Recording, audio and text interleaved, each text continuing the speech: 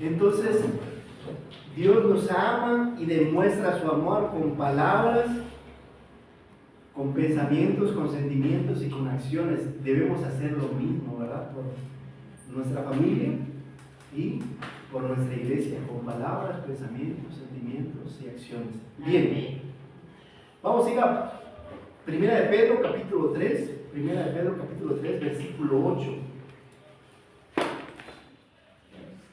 Y estamos viendo la carta de Pedro, he titulado esta predicación "Cómo tener una buena conciencia". ¿Cómo tener una buena conciencia? Lo vamos a leer del versículo 8 al 12, Primera de Pedro, capítulo 3, versículo 8 al 12. Son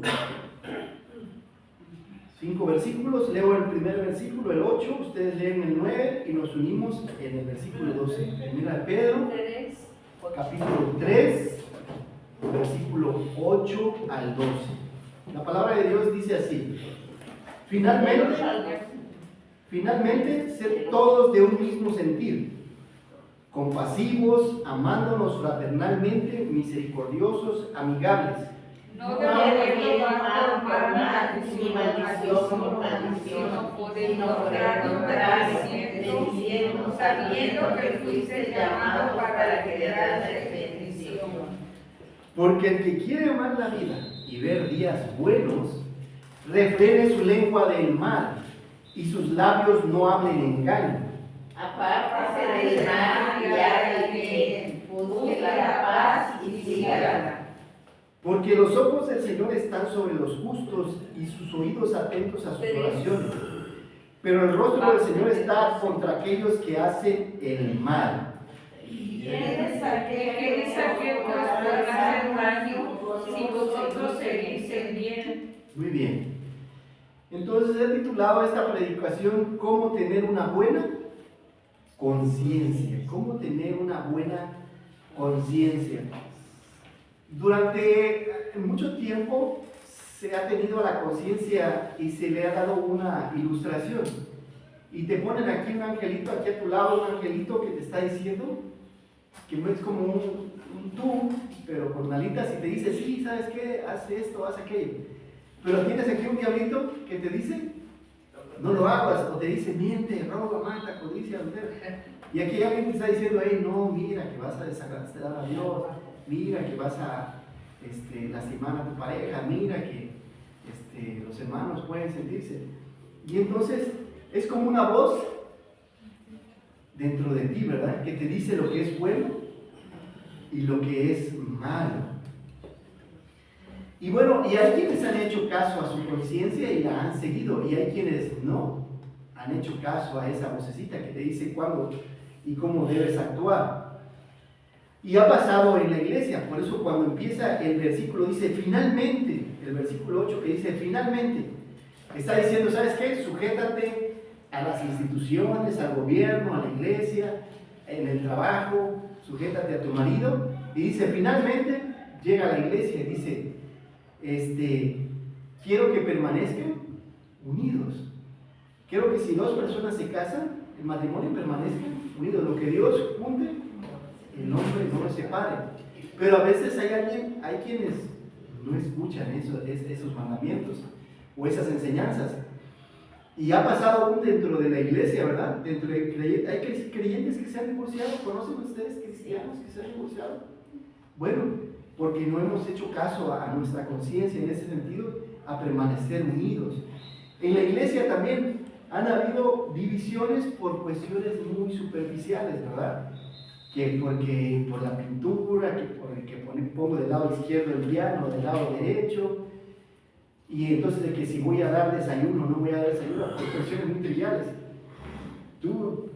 Cuando alguien deja de predicar la palabra de Dios y a Cristo en la cruz, hay razones por las cuales tú como creyente debes retirarte de una iglesia. Cuando se levantan falsos maestros, pastores que quieren rasurar a las ovejas y empiezan a enseñar cosas que están en contra de la doctrina de Cristo. Cuando alguien te pare como una iglesia bautista y se levante y diga que Cristo no es Dios, es tiempo de hablar tal vez y aclarar ese punto en ese momento y si no, retirarse. Pero por lo demás, pero ¿cuál es el problema? Que la carne ha sido el problema, ¿verdad? Que la carne es débil y entonces alimentamos más la carne que al espíritu. Nos jactamos más de la carne y entonces cuando viene el problema de permanecer unidos, es que sucede este tipo de problemas, de divisiones. Pero aquí entonces también Pedro nos está diciendo que oremos, porque Dios está observándonos en todo momento y espera, porque Él está atento a las oraciones y a las peticiones de los justos, pero muchas veces no oramos por flojera, por falta de fe, o porque somos carnales, porque andamos en la carne y entonces no oramos, no aprovechamos las herramientas que Dios nos ha dejado para poder tener una vida abundante y una vida feliz. Si a algún albañil le dijeran, ¿sabes qué? Te voy a dar un chalán para que te ayude, ¿será que lo dejara ahí? No, ¿verdad? Ustedes como cocineras te dijeran, te voy a dar un ayudante a la hora de estar cocinando para que te ayude a picar, tal vez no sepa mucho de cocina, pero te va a ayudar en esto y el otro, ¿lo aceptarían? La oración es esa, la oración es una ayuda y un clamar por auxilio y Dios lo manda, pero no oramos y es como que desechamos al ayudante, lo desechamos porque es una de las funciones del Espíritu Santo que viene a ayudarnos en nuestras necesidades, enfermedades y problemas. ¿Qué es la conciencia? De la cual aquí Pedro quiere que estemos conscientes. Se compone de la palabra con y ciencia, ¿verdad? Con ciencia, que significa conocimiento. Eso es la conciencia. Conocimiento que nos acompaña, o más específicamente el conocimiento que llevamos en nuestro interior. El conocimiento del bien y del mal que permite a las personas juzgar a las demás personas y la vida y los actos de la vida cotidiana, especialmente los propios. La conciencia es un sistema integrado de alerta que nos indica cuando algo que hemos hecho está mal. Es algo que te dice, oye, le hablaste mal a tu pareja, o cuando le gritaste y sabes que está mal. Vamos a disciplinar a los hijos, pero cuando tú lo haces con ira, también algo que te dice que está mal, porque dice la palabra de Dios, airaos, pero no pequéis. La conciencia es el conocimiento de uno mismo. Nuestra conciencia nos lleva a pecar cuando violamos los mandamientos de Dios. Hay familias mentirosas, te agarra, contesta el teléfono la mamá, el papá, y dice, y contesta el niño, y están cobrando, ¿no? Dile que no estoy, dice mamá que no está. Estamos enseñando a nuestros hijos a violar los mandamientos de Dios, pero también estamos formando una conciencia devastadora. Cuando era pequeño, estaba en la primaria, iba yo haciendo berrinche por la calle, me acuerdo, y pateé una piedra, y a la hora de pateé una cartera, y la cartera estaba llena de dinero. Entonces agarré, pues estaba pequeño, viene una persona adulta y me dice, a ver, ¿qué es lo que debe haber hecho? Buscar la licencia y buscar de quién era el dinero, ¿verdad? Bueno, y agarra a esa persona adulta y agarra, me dice, va a servir para pagar algunas cosas. ¿Eso era lo correcto? No era lo correcto. Y entonces empiezan a formarte de una manera incorrecta. La semana pasada apenas vi que a una persona se le cayó la cartera, iba saliendo de la tienda, corrí, levanté la cartera y el dinero y corrí a entregárselo, porque eso era lo correcto, porque pude haberme quedado con el dinero, ¿verdad? Y haber pagado algunas cosas con ese dinero, pero no era lo correcto. Pero entonces nuestra conciencia nos dice que es bueno y que es malo, pero también en cómo hemos sido formados.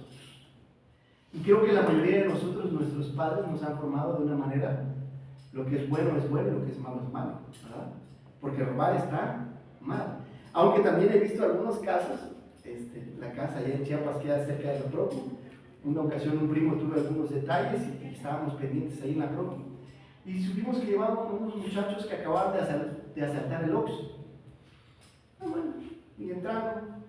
Y después llegó su mamá y el abogado y les cobraba tanto para sacarlos y todo, ¿no? Y decía la señora, ay, pero si nada más robaron la tienda de Oxxo, decía, ¿no? Nada más robaron la tienda. Como, o sea, como si, ¿en qué mundo vive esta señora? Pues la conciencia de esos muchachos y de esa familia estaba desconectada de la palabra de Dios y de la verdad de los principios de Dios.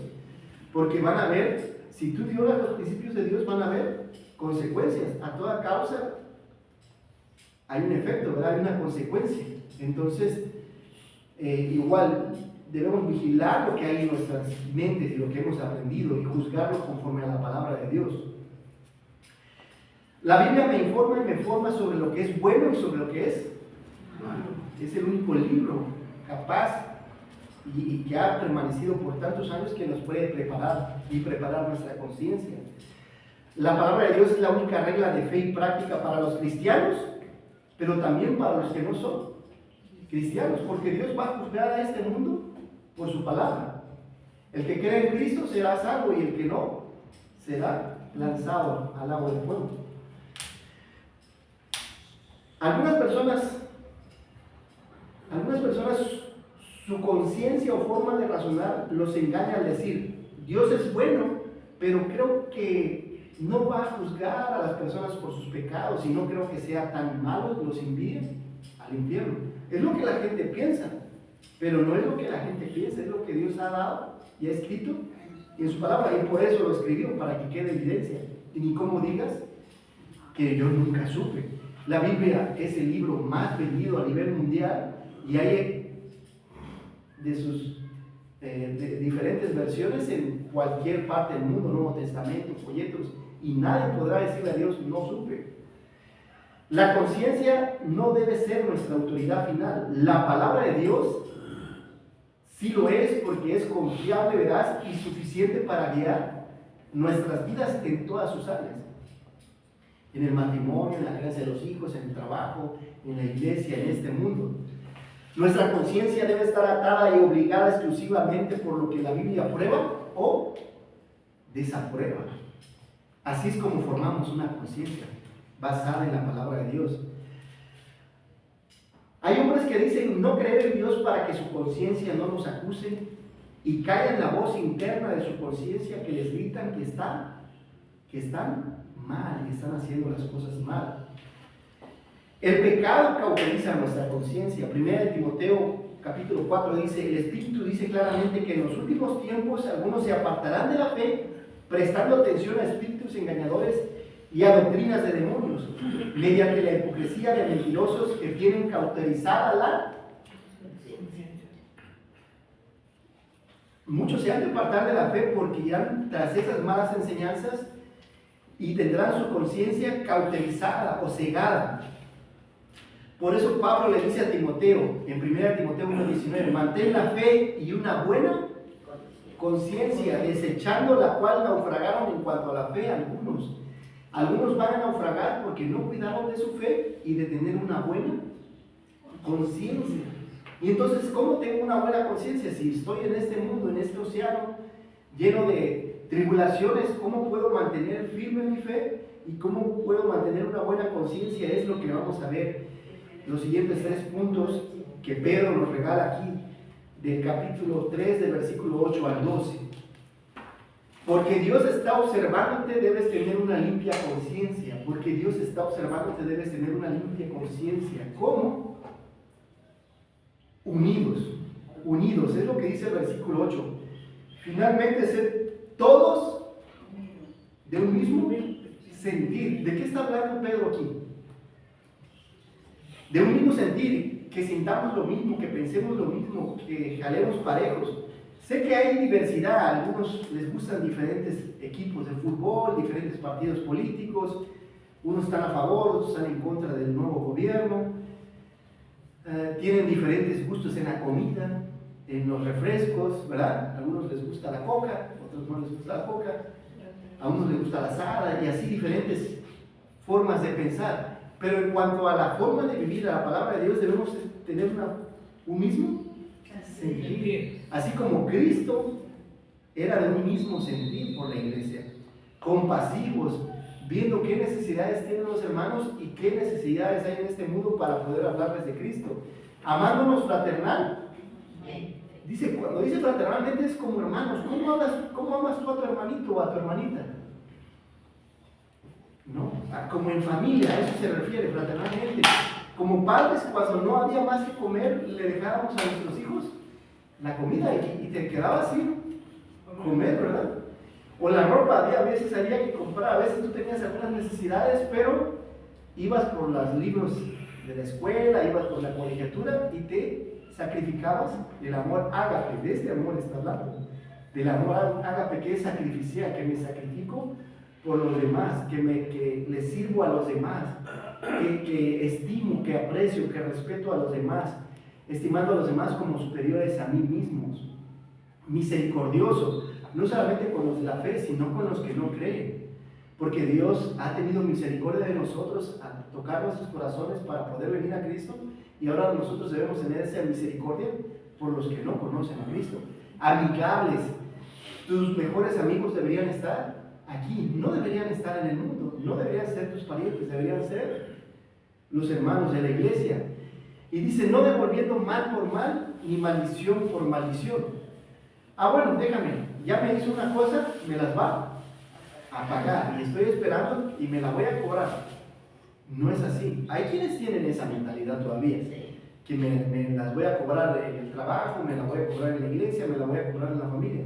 No dice, no devolviendo mal por mal, ni maldición por maldición, sino por el contrario, devolviendo, no seas vencido de lo malo, sino vence con el bien el mal. Si alguien te hace mal, tú le haces bien. Si alguien habla mal de ti, tú no hablas mal de ella o de él, tú hablas bien. Si alguien te maldice, tú no lo maldices, porque Cristo cuando le maldecía, él no bendecía.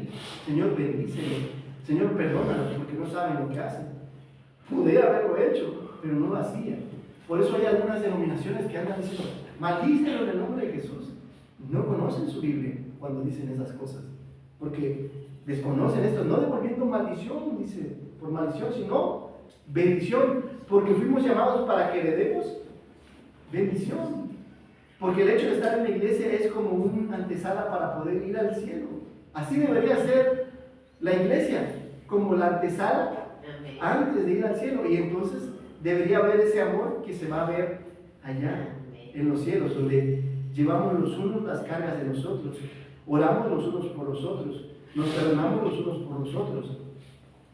Por eso Pablo le dice a los corintios, sean de un mismo sentir y que no haya divisiones, sino que estéis perfectamente unidos en una mente y en un mismo parecer. Tener la mente de Cristo. Deberíamos pensar, ¿no? Ir por todo el mundo y predicar el Evangelio, amando a los demás como Cristo amó a la iglesia. Y estuve buscando algún libro en internet sobre cómo ayudar a los demás. Y créanme que no encontré más que un solo libro. Encontré muchos libros que decían cómo ser mejor ayudador, pero se refiere a ti. Cómo ser más feliz y después ayudar a los demás a ser feliz. Pero no encontré un libro que me dijera cómo ayudar a los demás. Porque la mayoría de los libros se trata de ti. Cómo bajar de peso, cómo ser mejor papá, cómo ser mejor hijo, cómo ser mejor empleado, cómo ser más feliz, pero se trata todo de ti. Y son pocos los libros que hablan de cómo poder ayudar a los demás a ser mejores. Y eso es exclusivamente en el tema de cómo ayudar a los demás en enfermedades terminales. Es el único libro que encontré sobre eso. Porque, ¿quién quiere comprar un libro que trate de ayudar a los demás? La mayoría compra un libro para sí mismo, ¿no? Para ser mejor, pero no para ayudar a los demás a ser mejor. Y es lo que está diciendo Pedro, deja de pensar en ti y empieza a pensar en los demás. Y ese es el problema, porque a veces muchos batallan con su propia vida porque están tan inmersos en sí mismos. Mi problema, mi matrimonio, mis hijos, mis enfermedades, que Dios quiere que ya dejes de pensar en ti mismo. Cuando vimos, ¿se acuerdan del egoísmo en autoconfrontación?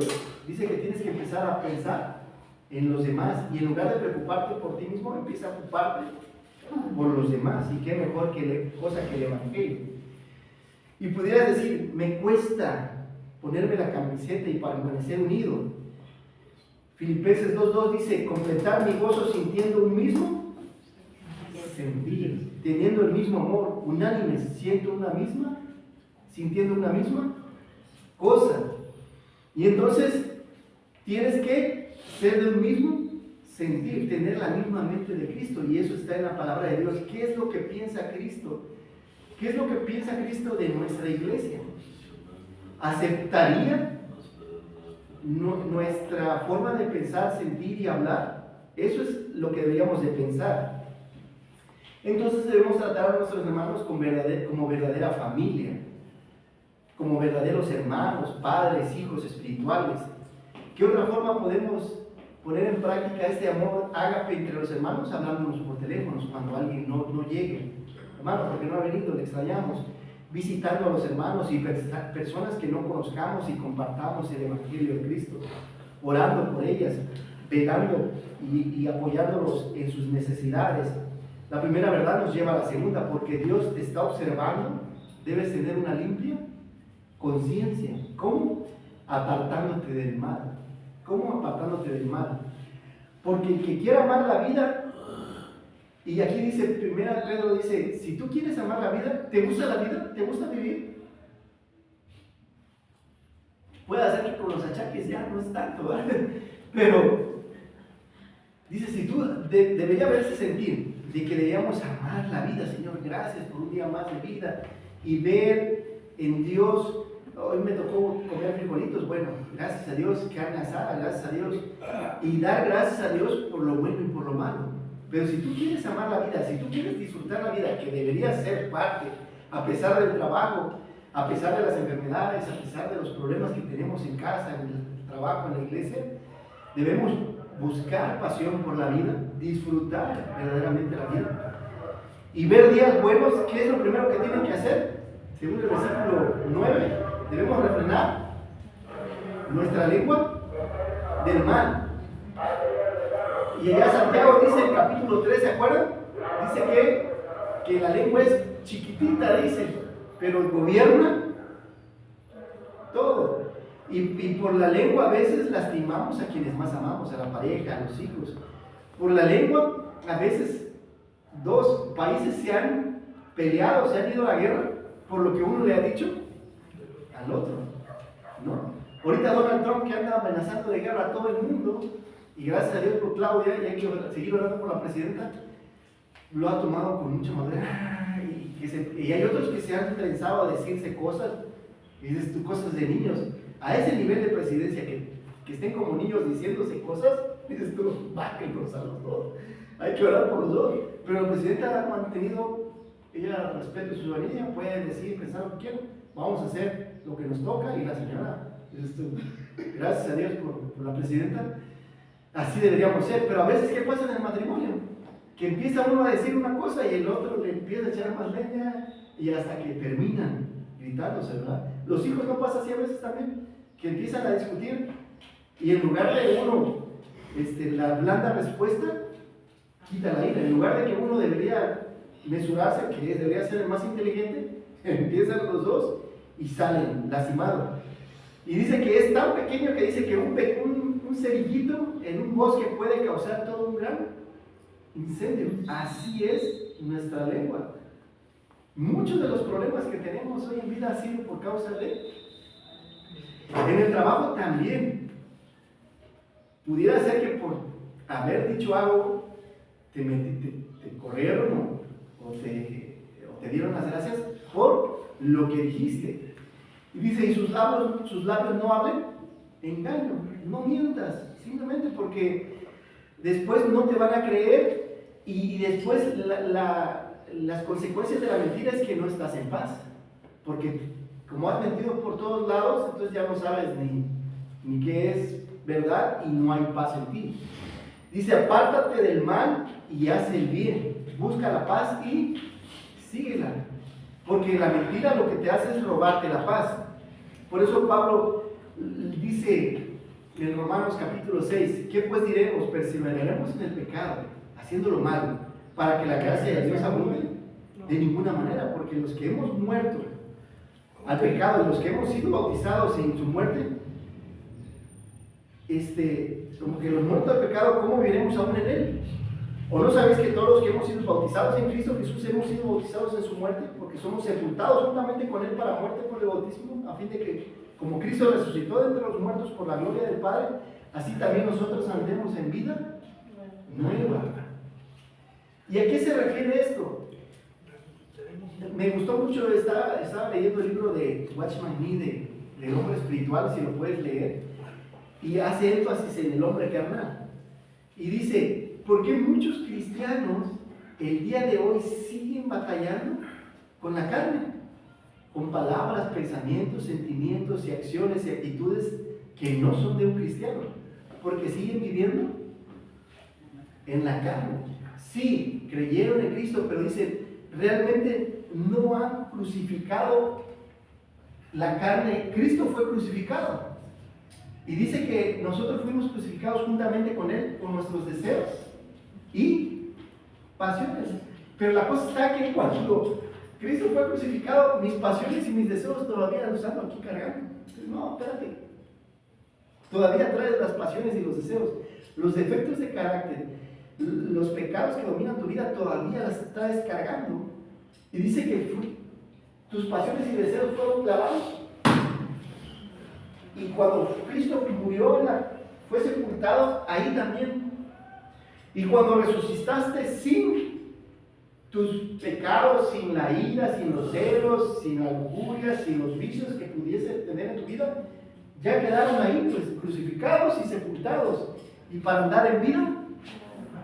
Pero el cristiano no lo cree todavía, que allá quedaron los deseos y pasiones y fueron sepultados. Y resucitó, pero con toda la mochila. Y eso es lo que pasa con lo carnal, que todavía no hemos experimentado que ya no están los deseos y pasiones en nuestra vida, porque tenemos ahora un nuevo espíritu para escuchar la voz del espíritu. Pero entonces escuchas, porque la carne, todavía tenemos un cuerpo carnal, y el cuerpo carnal, ¿qué quiere? Todo lo que es de la carne. Y entonces le estás alimentando y se está haciendo más gordito y está creciendo. Pero tienes que alimentar el hombre espiritual. Y dice que los que son hijos de Dios son guiados por el Espíritu. Y entonces es cuando tú tienes que preguntarle, Señor, ¿qué debo hacer? Y debe haber una comunión constante. Señor, ¿qué debo hacer en el trabajo? Tú sabes, tu conciencia, estamos hablando de la conciencia, sabes qué es bueno y sabes qué es malo. Y sale algo en el trabajo.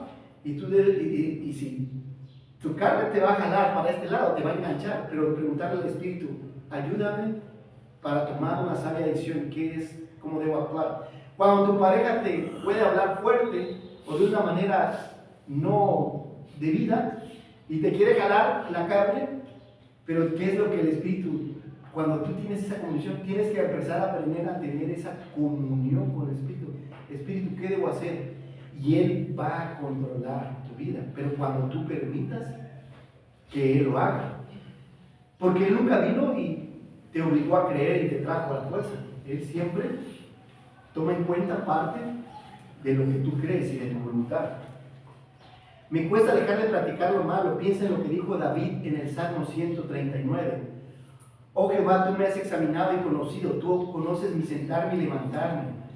Conoces mis pensamientos, mis sentimientos, aun cuando estoy acostado, conoces todos mis caminos. Aún no está la palabra en mi lengua y tú ya sabes lo que voy a decir. Estás delante de mí, estás atrás de mí y me has rodeado, sobre mí has puesto tu mano. Es demasiado maravilloso para mí, alto es que no puedo comprender. ¿A dónde iré de tu presencia? Si me fuera al fondo del océano y si me fuera hasta la estrella más lejana. Y entonces debes tener cuidado entonces por tus pensamientos y tus sentimientos, porque Dios está dentro de ti y Él conoce. No es porque a veces algún pecado te estás escondiendo de que no vaya a ver el hermano Salvador, no vaya a ver el hermano Agustín. Si el que está dentro de ti es Dios, ¿no? ¿Y contra quién pecamos? Contra ti he pecado, contra ti, solo contra ti. Dice, aún de noche tú vigilas mis pensamientos en la madrugada. Cuando estaba en el vientre de mi madre, tú estabas ahí. Y aún el día que yo me muera, tú estarás ahí. No puedes esconderte de Dios. Entonces debemos hacer morir la carne en cada uno de nosotros.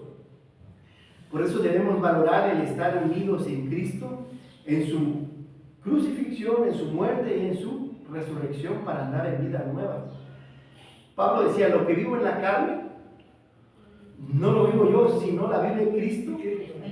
Sino ahora, ¿cómo Cristo me hace hablar? Si Cristo estuviera acá y Cristo estuviera a tu lado, ¿qué es lo que te haría hacer en el matrimonio? ¿Te invitaría a amar a tu pareja de una manera sacrificial?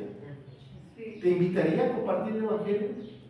¿Te invitaría a ir y compartir tus bienes con los que tienen necesidad para compartir el Evangelio? Sí, ¿verdad? Si todos tuviéramos el pensar de Cristo, como decimos que tenemos a Cristo, lo tenemos por supuesto si eres creyente y te has arrepentido y creído, pero a veces no dejas que Él gobierne tu vida. Quieres tú en la carne seguir gobernando y entonces tú sigues como el rey de tu vida y sigues haciendo lo que quieres y no es Cristo en ti. Por lo tanto, no probamos para los deseos de la carne. La segunda verdad nos lleva a la tercera. Porque Dios te está observando, debes tener una limpia conciencia. ¿Cómo? Orando. Y aquí lo dice en el versículo 12 del apóstol Pedro, porque los ojos del Señor están sobre los justos y sus oídos atentos a sus oraciones. Pero el rostro del Señor está en contra de aquellos que hacen el mal. Dios ama a sus hijos. En el libro de la Guerra Santa de Juan Bunyan hay una ciudad llamada alma humana, el alma del hombre, que es invadida por el diablo y en la cual todos procuraban hacer lo malo, pero al momento de orar había una diferencia. Y a veces puede ser que nosotros, la carne, somos débiles, por supuesto, pero en la oración somos fuertes. Por eso Dios nos da la armadura, el yelmo de la salvación, el escudo de la fe, la espada de la palabra, el cinturón de la verdad, la coraza de la justicia y la calzada del evangelio, pero también nos invita a orar porque estamos en medio de una batalla espiritual. Y el espíritu está en contra de la carne, lo que veíamos el miércoles, y la carne en contra del espíritu y no se llevan. Pero el que alimentes más, al que le des más tiempo en la semana, en el día, el que le dediques más pensamientos, sentimientos espirituales o de este mundo, es el que va a prevalecer. Me cuesta orar. Bueno, es lo que les decía hace rato. ¿Quién en su trabajo y te dan un auxiliar? Me acuerdo que trabajé algún tiempo en Cancún y trabajaba como chofer y repartía las revistas en los hoteles en español y en inglés, y después me mandaron un ayudante y él manejaba y él ahora cargaba las cosas. Yo nada más tenía que ir de a jefe recibiendo el material y entregando el material caducado que ya no servía, y entregábamos el nuevo. Y entonces estaría yo loco si hubiera dicho, ¿quieres ayuda? No, ¿verdad? Porque pues eran camionetas grandes. Y es lo mismo la oración. La oración es una ayuda en momentos de necesidades, pero no solemos orar. Y tan es así que el cristiano considera que no es importante la oración porque el miércoles es miércoles de oración y muchos de los hermanos no vienen, o no es solamente en esta iglesia, es en la mayoría de las iglesias. Me platicaba otro pastor aquí en Edén que tiene una iglesia como de 20 hermanos ahí por la Rafael Ramírez, y me dijo que el miércoles no llegó nadie a la oración por el trabajo. Y yo entiendo, o por enfermedades, pero es porque no valoramos orar. ¿Qué vamos a ir a hacer el miércoles? A orar. Paso. Hay cosas más importantes que hacer: trabajo, los niños, la escuela, la casa. Y entonces deberías preguntarte por qué habría de venir a las reuniones de oración. Primero es porque puedo agradecer a Dios todas sus bondades. Vienes aquí y ese momento de acción de gracias, donde tú le dices, Señor, le doy gracias a Dios, porque hay tiempo donde tú puedes pararte y puedes 1 minuto, 3 minutos, el tiempo que tú consideres, y dar gracias a Dios por la salud, por el trabajo, la familia, los hijos. Pero también es tiempo de pedirle a Dios. Pero hay quienes menosprecian la oración. Segunda, mi vida es fortalecida por la compañía de mis hermanos. Veo cómo Dios está actuando en la vida de cada uno de los hermanos, y mi vida es fortalecida espiritualmente y salgo con nuevas fuerzas, con nuevos deseos de seguir adelante. No soy el único que padece ese tipo de problemas. También veo a mis demás hermanos batallando, pero voy a orar por ellos porque sé que ellos están orando por mí. Y entonces es momento de venir y entregar a Dios. Venid a mí los que estén cansados y cargados, que yo os haré. Pero a veces el cristiano no quiere seguir cargando con sus problemas, pero está en la oración y no ora. Tercero, sensibiliza mi corazón por los perdidos, orar. No se trata solamente de mí nuevamente. Señor, dame, bendice mi trabajo, a mi pareja, a mis hijos, a mis nietos, cuídame, guárdame, protégeme, líbrame de toda persona hacer cosas que quiera pueda hacerme daño. Pues qué egoísta, está bien orar por ti, pero ¿y los demás qué? No solamente tus hermanos en la fe, ¿y tu vecino qué? ¿Y los parientes familiares qué? ¿Y las personas que no conocen a Cristo qué? Señor, bendice a las personas, y las personas que pongas tú en nuestro camino, permítenos hablarles de la esperanza que tenemos nosotros en Cristo. Regalarle una Biblia, regalarle folleto. La hermana Florita nos trajo otras 2 cajas, y ir a agarrar un poco de folletos, sí, regalar. La palabra de Dios es viva y eficaz y más penetrante que toda espada de 2 filos, y siempre tener folletitos en el carro o en la bolsa para cuando se presente la oportunidad. Y ahora, ¿cómo deberíamos orar? Diariamente deberíamos tener un lugar donde tú quieras. Puede ser el sillón, la silla, la cama, acompañado de una taza de café, refresco, algo, porque también pasa que cuando empiezas a orar te da sueño, ¿no? Y la palabra y la oración debería ir acompañada también de la lectura de la palabra de Dios, porque entonces yo le hablo y Él me habla. ¿Quieres que Dios te hable? Lee la Biblia en voz alta y vas a escuchar la voz de Dios. Y entonces, Señor, tú estás batallando con algún problema, pero no escuchas lo que Él te está diciendo. Él está hablando, ya dejó escrito lo que quiere. Todo lo que tú necesitas para vivir está en ese libro. En cualquier área de tu vida está en ese libro. La solución a tus problemas está en la Biblia. La satisfacción a tus necesidades está en su palabra. La sanidad de tus enfermedades está en su palabra. Y tal vez no sea al 100%, pero Dios te va a consolar. Pero entonces no echamos mano de las herramientas que Dios nos ha dejado y no oramos porque consideramos, porque la oración es algo espiritual y la carne no quiere orar. Tú le dices a tu familia oremos, te queda viendo como gato, como una persona rara, ¿no? ¿Qué le pasó? Vamos a orar, ¿no? Dile eso a tu familia, vamos a orar, ya comimos, ¿qué les parece si damos un tiempo gracias a Dios? Me va a quedar viendo. Pero si les dices vamos a ver una película, rápido, vamos a pasear a la plaza, vamos a comernos un elote, vamos a hacer una discada, sí.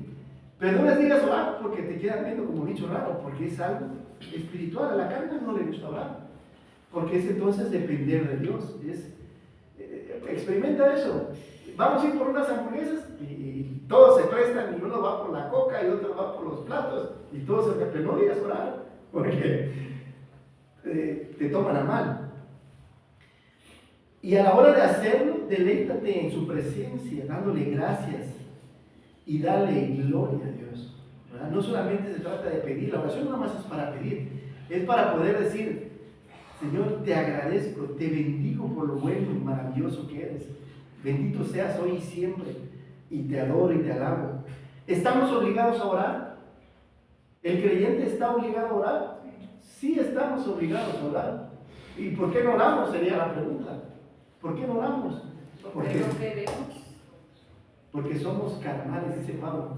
Pablo dice, porque sois, decía beber leche y no vianda. Si no pueden con lo poquito, dice, ¿cómo les voy a revelar? Y por eso dice Jeremías, clama a mí y yo te responderé cosas grandes y ocultas que tú no conoces. Dios a través de la oración tiene tantas sorpresas y tantas bendiciones, pero no has clamado ni las has reclamado. Pero es por medio de la oración y por medio del conocimiento de su palabra que Dios va a traer estas bendiciones. La Escritura nos manda a orar como dice Samuel, el profeta Samuel, ¿sacaron? Profeta, sacerdote Samuel. Así que lejos sea de mí que peque yo contra Jehová, cesando de orar y rogar por todos vosotros. Él oraba, como pastor, él oraba. No solamente él era responsable, todos nosotros estamos obligados a orar los unos por los otros, por los inconversos, por la familia. No solamente por nosotros, por los demás, ¿verdad? Oremos por orar. Antes os instruiré en el camino bueno y recto, dice Samuel. Entonces debemos aprender a orar. Si es necesario llorar y lamentarte, hay que hacerlo en la presencia de Dios. A veces andas cargando un montón de cosas, tal vez la soledad, tal vez la viudez, tal vez la enfermedad, tal vez la necesidad que estás paseando. Solamente ustedes saben con qué batalla uno cada uno. Pero Dios quiere que, como en los libros de los Salmos, ves que, sí o no, David dice que Él está, Señor, ten piedad de mí conforme a tus misericordias. Y vemos en los Salmos que hay una forma de llorar y de expresar. Si tienes ganas de llorar delante de Dios, expresas ese sentimiento. No solamente la alegría, sino también el llanto. Hay algo que te causa dolor. Pudiera ser la enfermedad, pudiera ser algún problema, pudiera ser alguna prueba, pudiera ser una misma tentación que estás soportando y decirle, Señor, ayúdame, yo no puedo. Y pedir socorro. ¿De dónde vendrá a mí? Socorro. ¿Y socorro viene de Jehová, que hizo los cielos y la tierra? Entonces, resumiendo, porque Dios te está observando, debes tener una limpia conciencia. ¿Cómo? Primero, unidos. Porque Dios te está observando, debes tener una limpia conciencia. ¿Cómo? Apartándote del mal. Porque Dios te está observando, debes tener una limpia conciencia. ¿Cómo? Orando. Bien, vamos a orar y terminar. Señor, te doy gracias en esta mañana por tu palabra. Gracias por esta carta de Primera de Pedro que nos invita a mantener la unidad, Señor, que nos dice que tú nos estás observando y estás escuchando nuestras palabras y nuestra forma de vivir. Ayúdanos a mantener unidos en el matrimonio, en la iglesia, en el trabajo, respetando a las autoridades. Bendice a la presidenta Claudia Sheinbaum, dale sabiduría, gracia, entendimiento. Te pedimos por ella, te pedimos por nuestros matrimonios, por nuestros hijos, nietos. Y descansamos en ti, Señor. Hay todavía maldad en nuestras vidas, todavía hay carnalidad. Mientras estemos en estos cuerpos carnales, batallaremos con la carne, Señor. Ayúdanos, Señor, a no proveer a los deseos de la carne. Que tu Espíritu nos ayude siempre, nos dé discernimiento para escoger lo bueno, para elegir lo que es bueno, justo, santo, agradable ante tus ojos, Señor. Cuida nuestros labios, Señor. Cuida de mentir, del chisme, de criticar, juzgar, condenar a los hermanos o a las demás personas, Señor. Danos, Señor, hacer lo bueno y bendecir siempre a los demás. Y ayúdanos, Señor, a poner en práctica esta herramienta que nos has dado de la oración, Señor. Ayúdanos a orar más, Señor. Ayúdanos a estar en más contacto con el Espíritu, a saber que somos espirituales en cuerpos terrenales. Bendice este tiempo, bendice tu palabra y ayúdanos a poner en práctica en el resto de la semana tu palabra. En Cristo te damos amén.